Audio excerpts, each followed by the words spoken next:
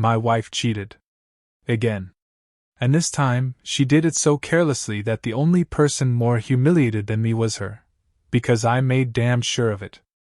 I'll just start with the truth, since I'm too tired to wrap this up in a bow. My wife cheated. Again. And this time, she did it so carelessly that the only person more humiliated than me was her, because I made damn sure of it. For context, I'm 56, and my wife, well, was my wife, is 29. Yeah, I already know. Spare me the. What did you expect? Comments. I'm not some sugar daddy with a gut and a yacht. I'm a semi-famous artist, still in shape, and by most accounts, not hard on the eyes. People buy my work for 5 figures and hang it in overpriced penthouses. I've been on the cover of Art Digest. Twice. I've done well. I met Bella, yes, that's her real name, at a gallery opening in Soho 4 years ago. She was pouring champagne, wearing a red velvet mini dress and that kind of smile that makes men dumb. I was dumb. She was bright, loud, fun as hell.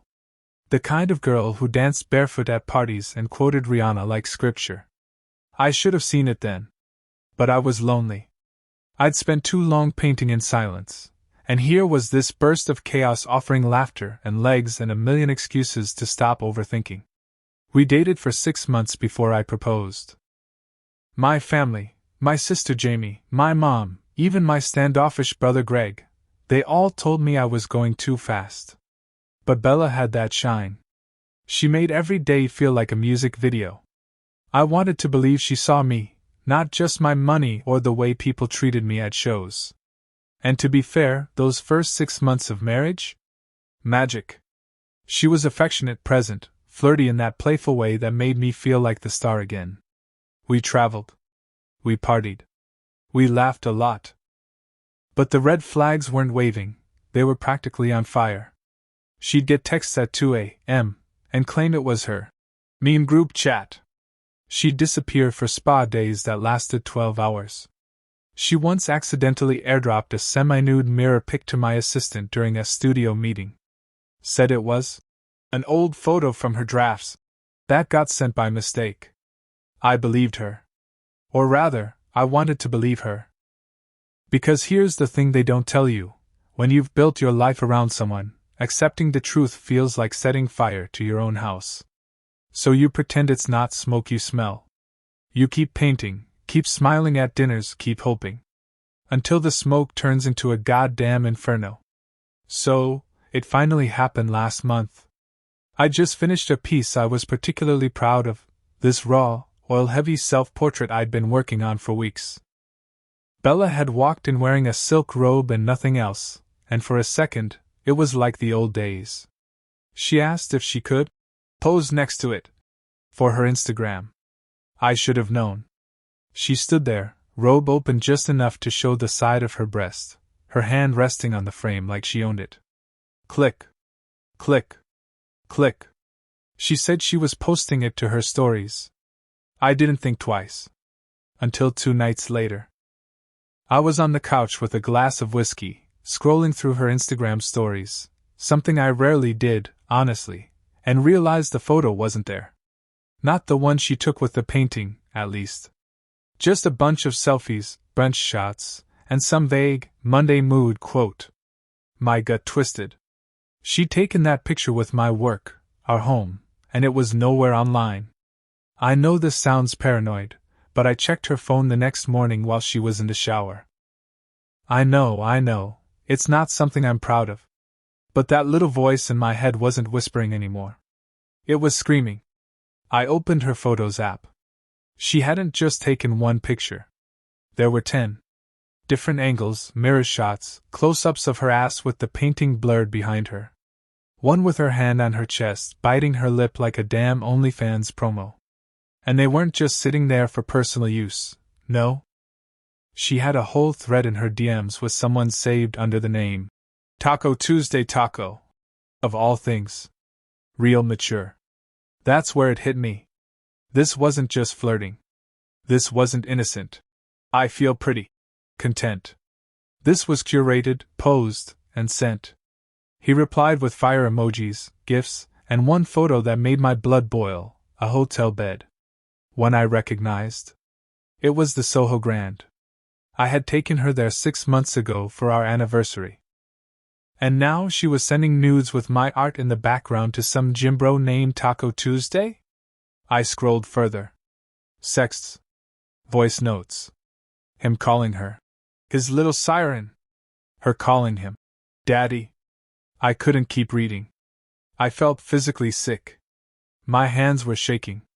I heard the water shut off in the bathroom, and I had just enough time to drop the phone back on her pillow and pretend to be asleep. But sleep? Forget it.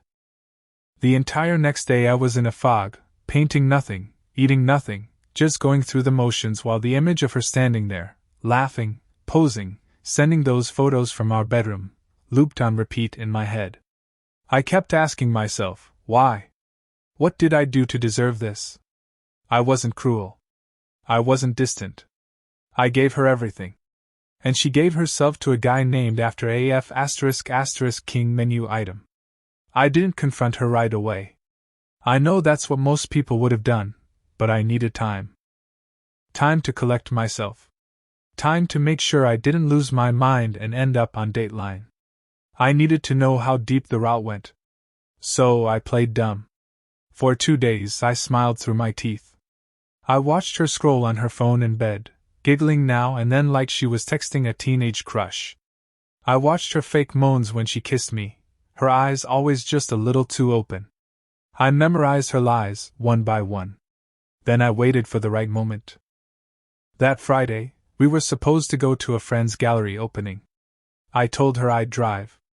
We got into the car, and just as I pulled out of the garage, I took a turn, not toward the gallery, but toward the Soho Grand. Her silence was immediate. "Babe?"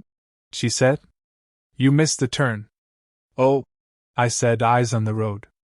"I thought we could grab a drink at the Grand first. For old time's sake." Dead. Silence. She fumbled for a response. "We're gonna be late." I pulled up to the hotel valet and looked her dead in the eye. "You seem to have a lot of good times here lately." That's when her face drained of color. Her lips parted like she wanted to speak, but nothing came out. So I helped her along.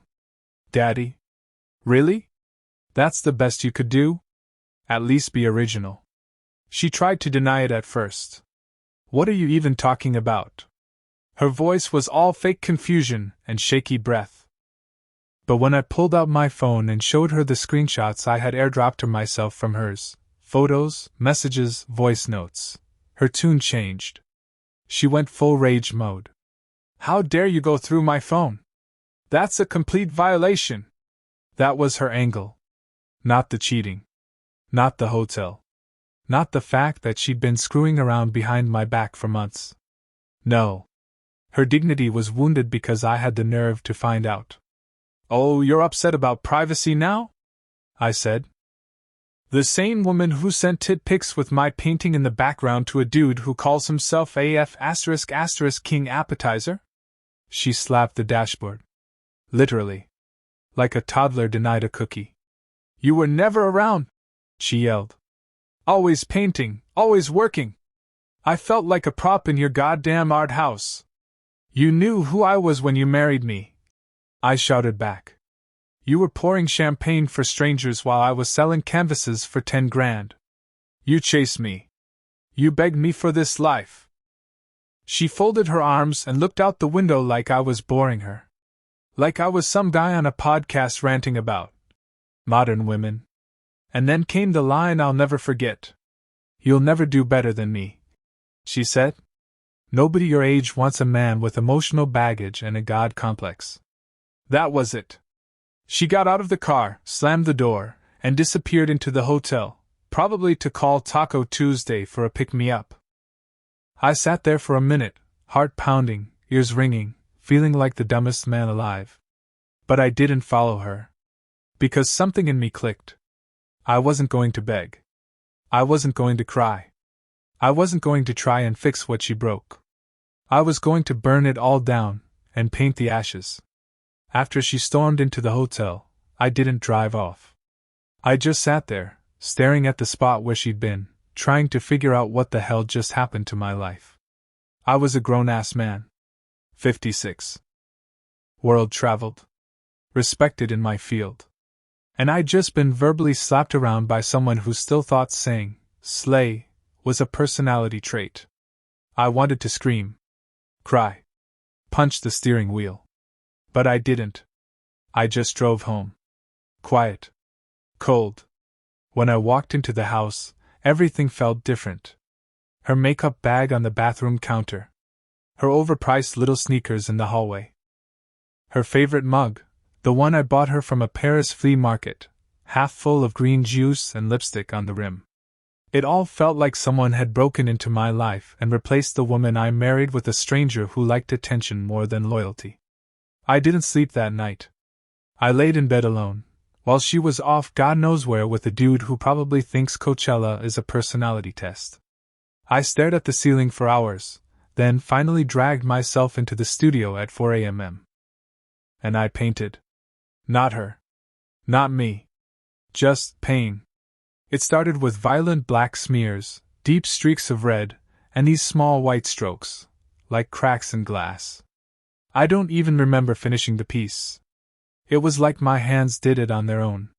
When I looked at it later, I saw a man disintegrating from the inside out. A face half gone, mouth open like it was mid-scream. I named it The Confession. It was the first honest painting I'd done in years. The next morning, my sister Jamie came over. I hadn't told her yet. She saw my face, bags under my eyes, paint on my hands, the broken look I was too proud to hide, and said, "Oh God. What did she do now?"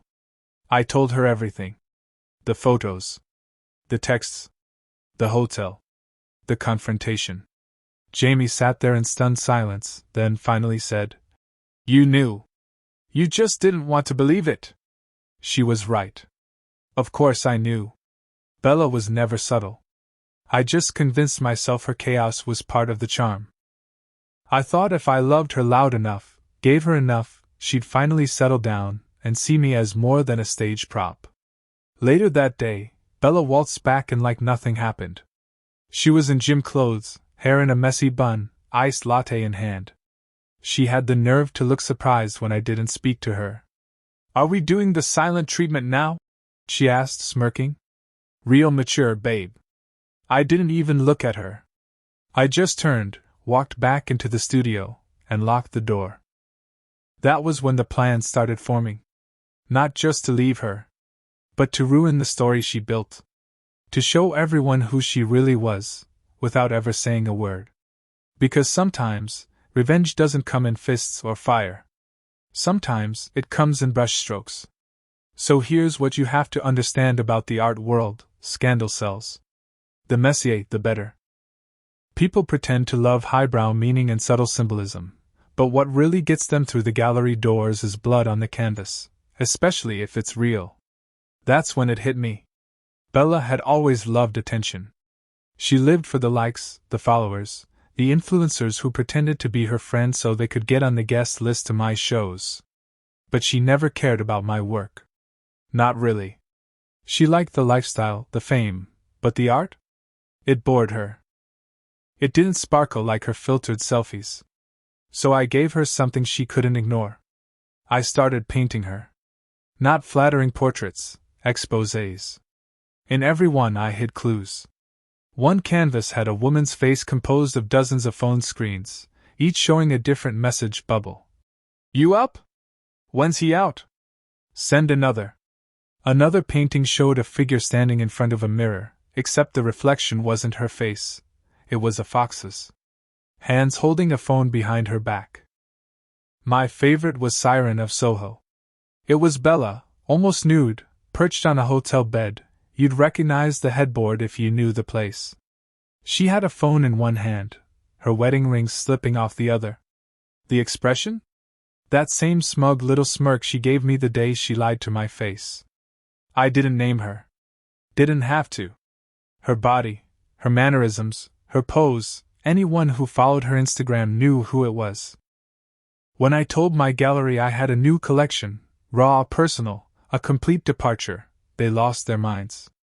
Darkest work of your career, they said. It'll be controversial. Damn right it would. Bella didn't know I was showing again. She assumed I'd taken one of my breaks. I told her I needed space, started sleeping in the guest room. She didn't even fight it. Just started going out more, coming home later. Probably thought I was spiraling. But I wasn't spiraling. I was staging. The show opened on a Friday night. We called it the Muse of Deceit. I invited her, of course. Told her the gallery begged me to include her. Told her there was a surprise. She couldn't resist. She wore a glittery black dress, posted a story in the Uber, tagged me like we were still a team. When she walked in, it was like watching a python walk into its own trap. Everyone turned. Phones came out. Whispers floated. She smiled, at first. Then she saw the paintings. One by one. At first, confusion. Then horror. Then rage. I watched it all from the back corner, sipping champagne, nodding to a critic who said my work had never felt so intimate and grotesquely vulnerable. Bella stormed toward me, heels clicking like gunshots on the concrete floor. You absolute asshole, she hissed. I just smiled. Art imitates life, babe. She slapped me. In front of everyone. Someone filmed it, obviously. It went viral by morning. The slap. The paintings. The speculation. Her Instagram went private. Comments flooded in. That's definitely her. How embarrassing. She did what? Suddenly, she wasn't the muse. She was the punchline. The slap was the best marketing I never had to pay for. By Saturday morning, the gallery was booked solid. We extended the show into the following week. My agent told me to ride the chaos, like I was some political movement. Critics who hadn't returned my calls in years suddenly couldn't stop writing about me. The New York Times called the exhibit a raw, unflinching portrait of modern betrayal. Bella? She was nowhere. Her Instagram went dark. She blocked me on everything, like I was the villain. Like she hadn't been the one crawling into hotel beds with the dude who sends peach emojis and calls women mommy. But the world saw her now. She wasn't the bubbly wife of a tortured genius anymore. She was the girl who cheated and got immortalized for it. Her little influencer orbit started to collapse, too.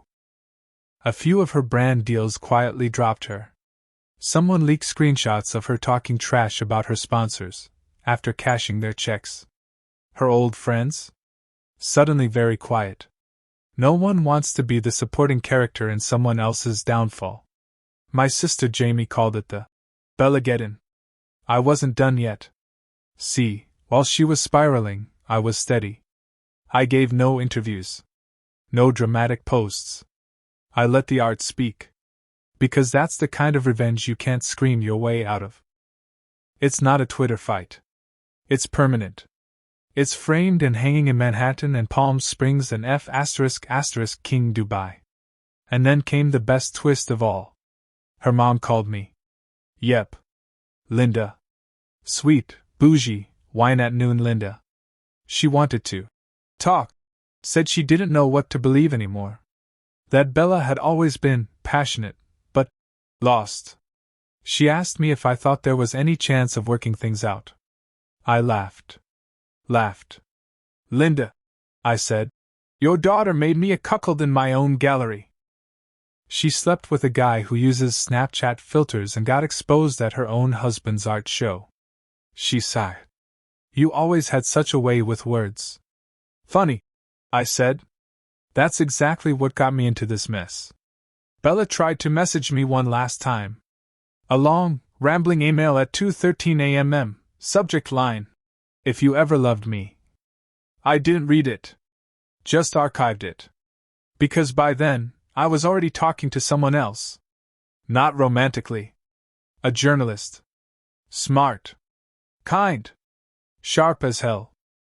She'd requested an interview about the exhibit. We met at a quiet cafe in Brooklyn. She didn't ask about the slap. She asked about the brushstrokes. About how I captured pain in posture.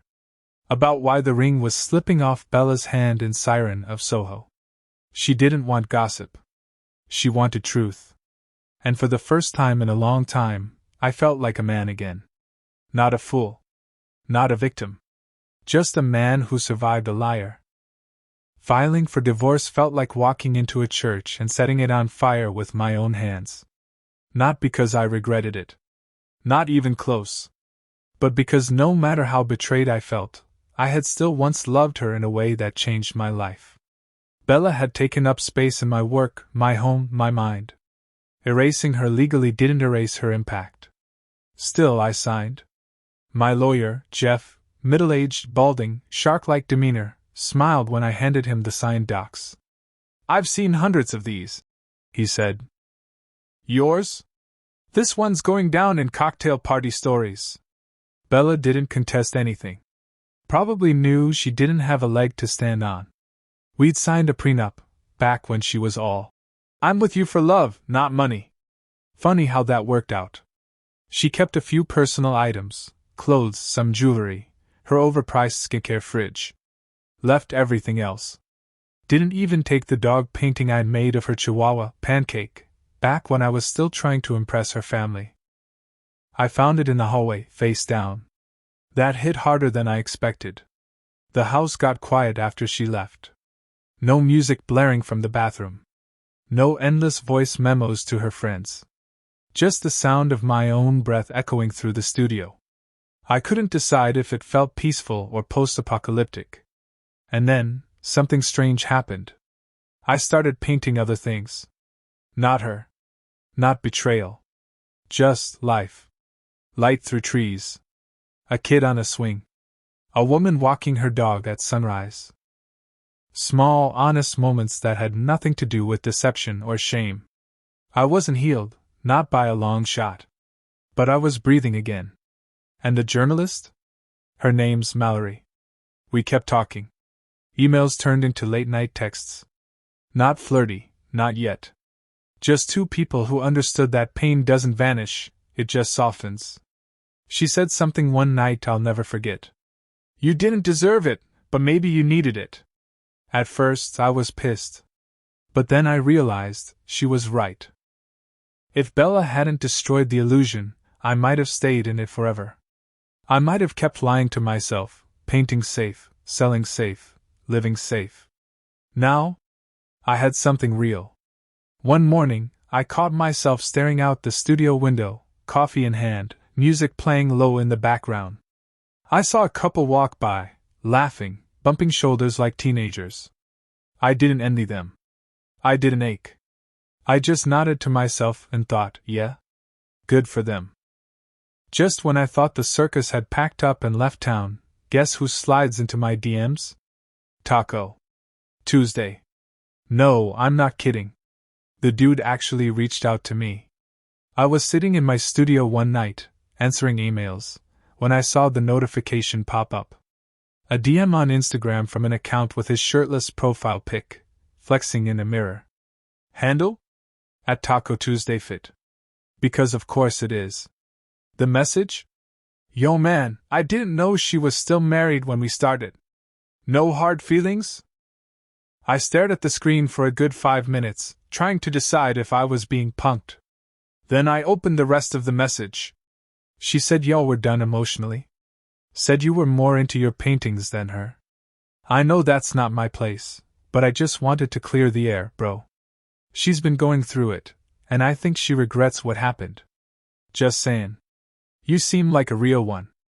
This man, this human protein shake, thought I'd be touched by his honorable intentions. I didn't reply. I screenshotted it. Sent it to Jamie. She called me instantly, wheezing from laughter.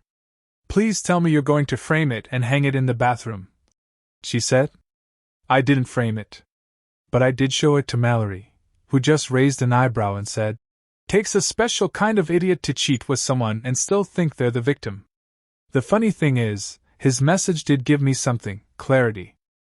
It confirmed what I'd suspected all along. Bella had been painting her own narrative behind my back. Telling people I was distant, cold, too obsessed with my work. That I'd abandoned her emotionally, so she had no choice but to. I don't know, suck some dude's face in a hotel room? Classic. It's what cheaters do. They don't just break trust, they rewrite history. Turn you into the villain so they can live with themselves. I thought about replying. Saying something cutting. Letting him know that while he was busy screwing my wife, I was busy turning her into a museum piece. But then I realized. I didn't need to. I already won. He might have gotten her body, but I got her story. I got the truth. I got peace. And no protein powder in the world gives you that. So I didn't expect my family to be a problem. Bella's? Sure. Her mom was more Botox than human emotion, and her younger sister once posted a soft launch of her new boyfriend while Bella and I were still married. That gene pool was never deep. But mine? I thought they had my back.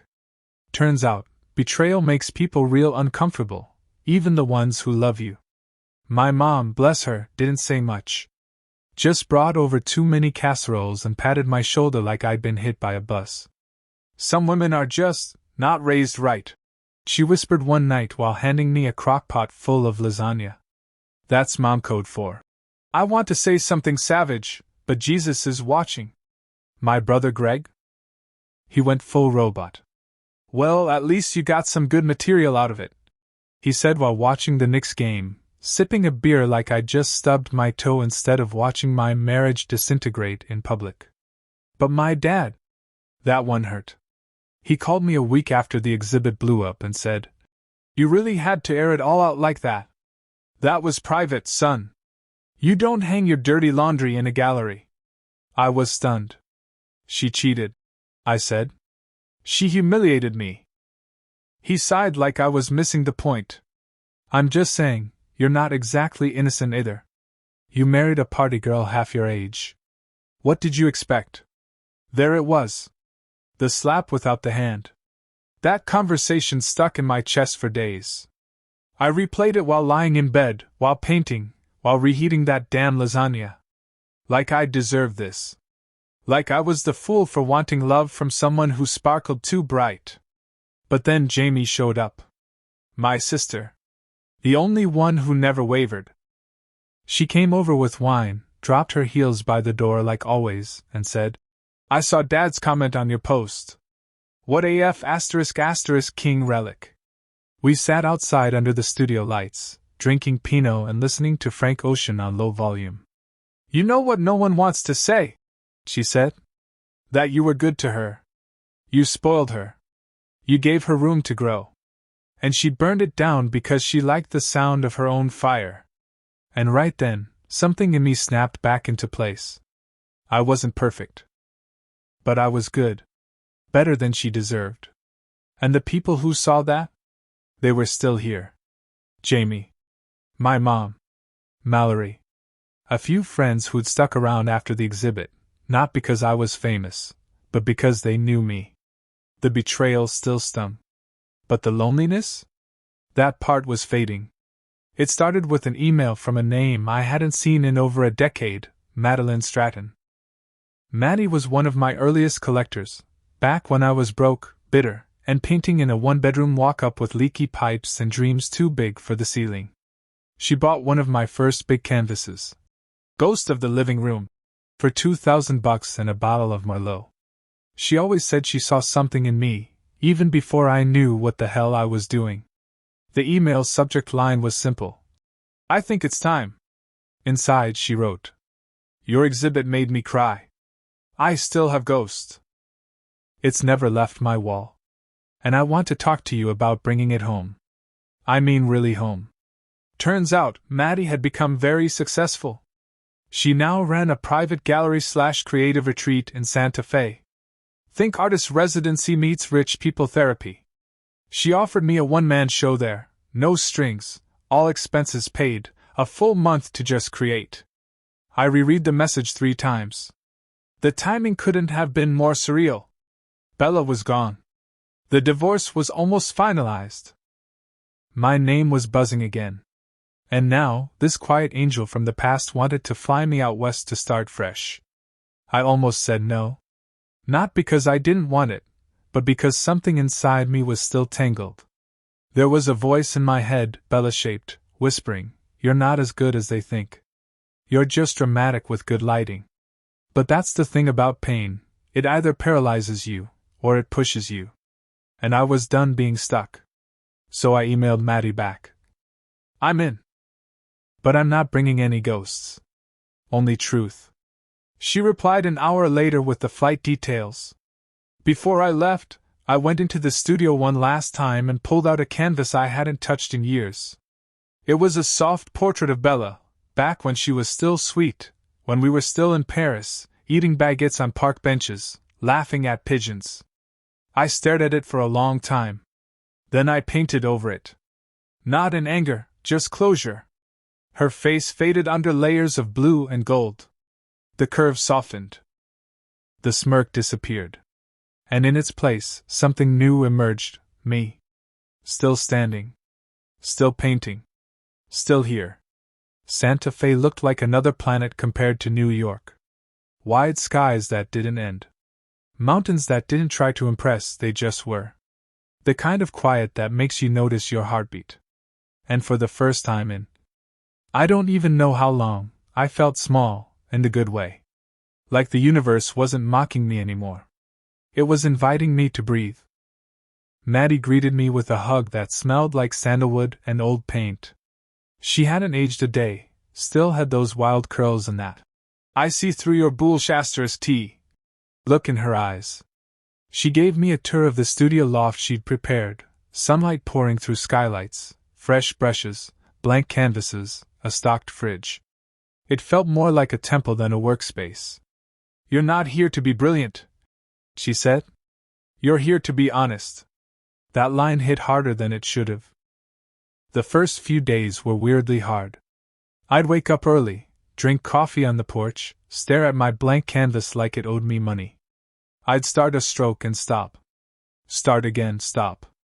My hands were twitchy. My brain kept looping through Bella's laugh, her moans, her lies, Taco Tuesday's goddamn flex pics. But slowly, without fanfare, I started painting. Not the pain. Not anymore. I painted the after. There was a canvas of a man walking into water, suit jacket in hand, head high. Another of a house with all the windows blown out but a garden blooming on the roof.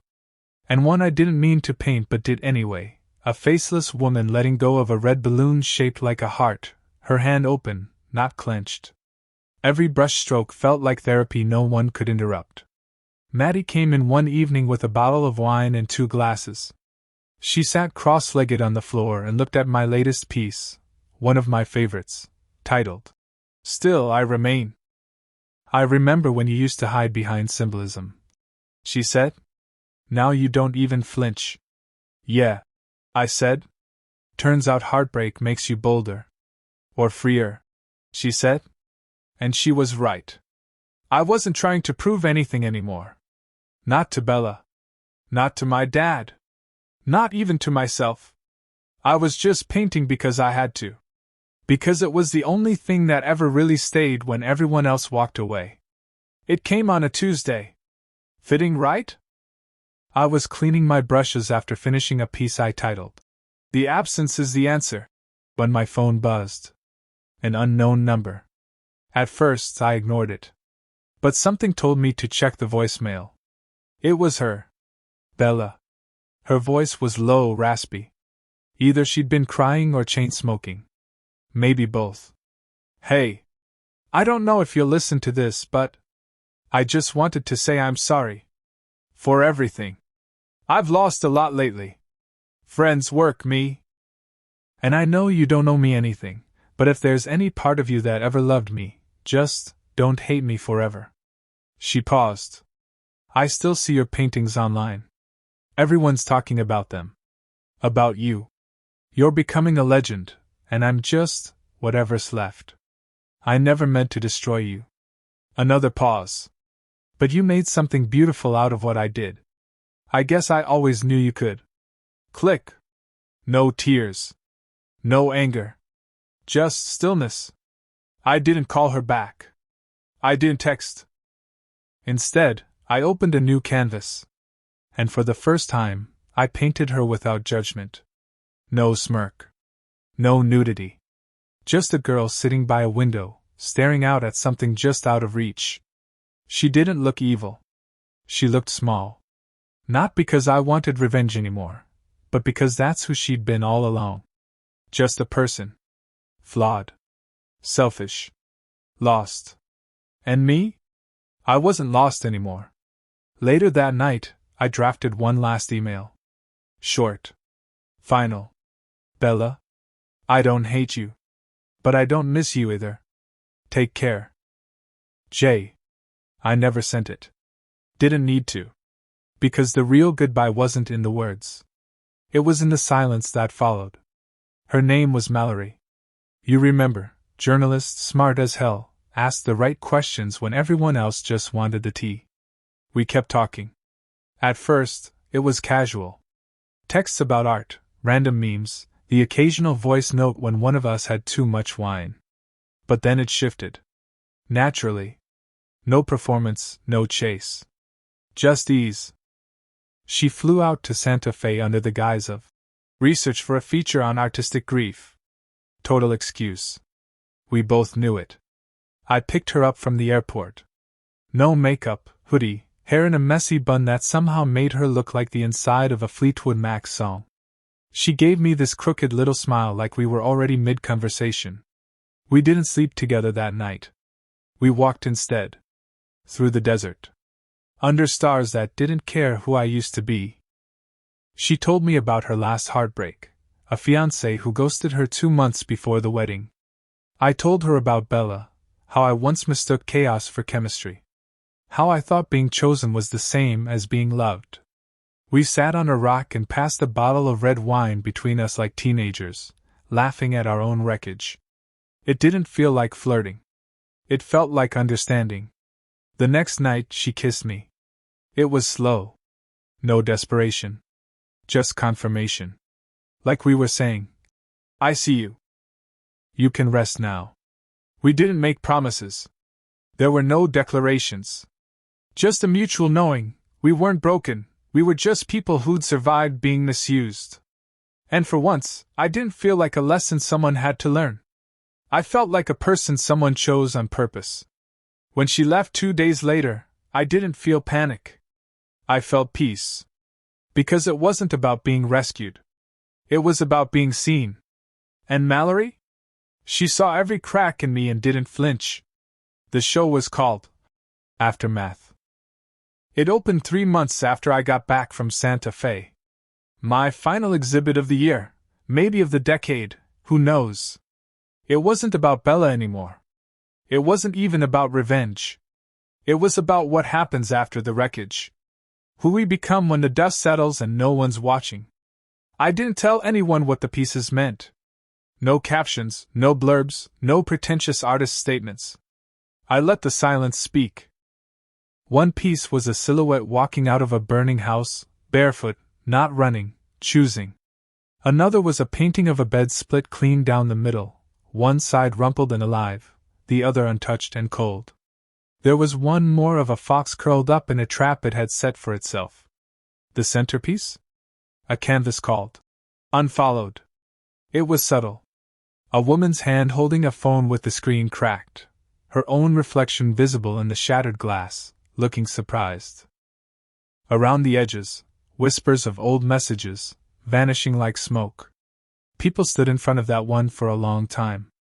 I caught a few murmurs. Is that the wife from? No way he painted that. It's genius. But I didn't stick around for the applause. I slipped out the back, walked 3 blocks to a diner that hadn't changed since the 80s, and ordered pancakes and coffee. Mallory showed up 20 minutes later, wearing my hoodie, no makeup, glowing like a sunrise that didn't ask for permission. We didn't talk about the show. We talked about everything else. Books. Her mom. My dog painting. A woman at the gallery who asked if one of my pieces was AI generated. It wasn't. It was pain generated. And somewhere between the second cup of coffee and the world's worst bacon, I realized I had nothing left to prove. The exhibit wasn't for Bella. Or the critics. Or the revenge crowd still cheering in the comments. It was for me.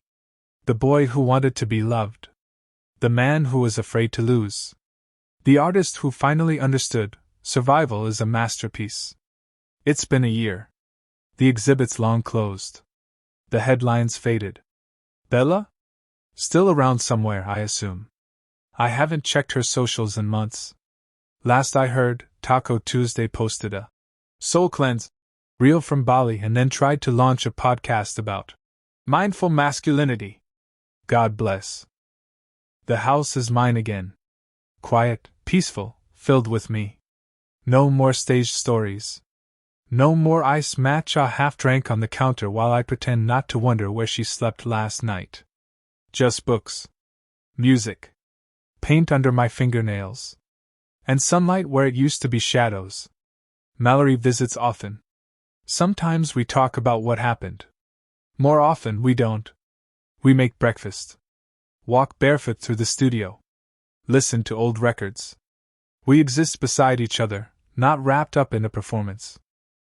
It's the most honest kind of love I've ever felt, because there's no audience for it.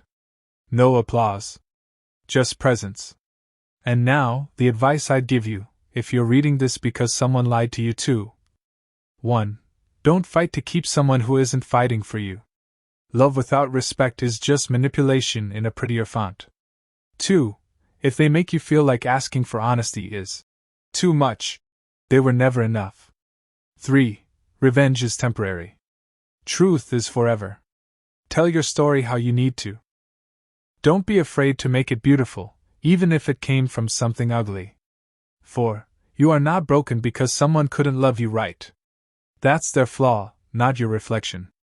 5. And lastly, you will not just survive. You will create something out of this. A better you. A better life. A new chapter that doesn't have their name in the title. That last brushstroke on the final painting? It wasn't a color. It was a decision. To let go. To live free. To choose myself. And if you're in that place now, heart cracked open, hands shaking, wondering how to start again, just know. You don't need to have all the answers today. You just need to pick up the brush. I have many other stories. Go to my channel, subscribe so you don't lose us. Give me a thumbs up.